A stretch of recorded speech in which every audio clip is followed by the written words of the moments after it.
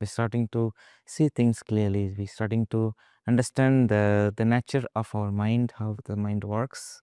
And we also become more and more detached to all the sensory impulse, the thoughts, what we see, what we hear. Yeah, I think there's some good points. And the other thing that I'd like to bring up as well is that there's these other concepts that we utilize from the Buddha teaches where we, in yogic terms, in the Patanjali Yoga Sutras, we talk about Pratyahara.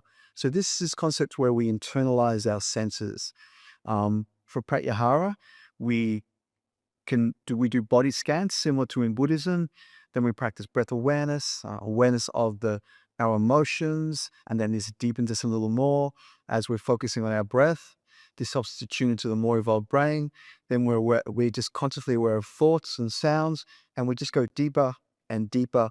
And then this is where it's much easier to practice these Buddhist concepts and these concepts from all the wisdom texts.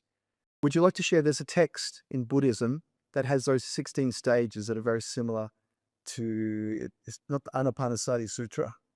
It's The 16th stage is from Anapanasati Sutra. that is from the Anapanasati. Yes, okay. Yeah. So the foundation of mindfulness is divided into 4 tetrads. Yeah, fortune. Because in mindfulness, the foundation of mindfulness, we contemplate 4 things. That is, we contemplate our physical body and how our breath is influencing our physical body. And then we contemplate Vedana, which is the feeling, the sensations. And we contemplate on the sensation, how the breath is influenced by certain sensations.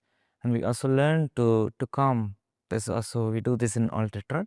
And then we contemplate minds, different states of our mind, different manifestation of the mind. For example, sometimes the mind is calmer, sometimes the mind is restless. So we also contemplate how that is influenced by our breath. When our breath in this way, our mind is acting in other way. When our breath in this way, for example, when our mind is very calm, the breath is also very calm. And then we also contemplate the state of our mind. So we can put it in this way, contemplating the breath, our body, contemplating feelings, contemplating the mind, contemplating the mind object.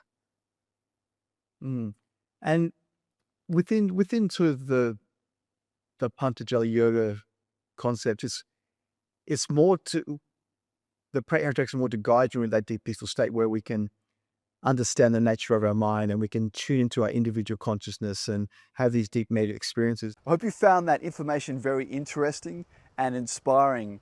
And if you're feeling the calling to deepen your own meditation practice and take a deeper dive into these techniques, or perhaps you might like to turn your own passion for meditation into a new exciting career, then there's a link in the description with a free video training on how to become a confident, certified meditation teacher even if you're new to meditation.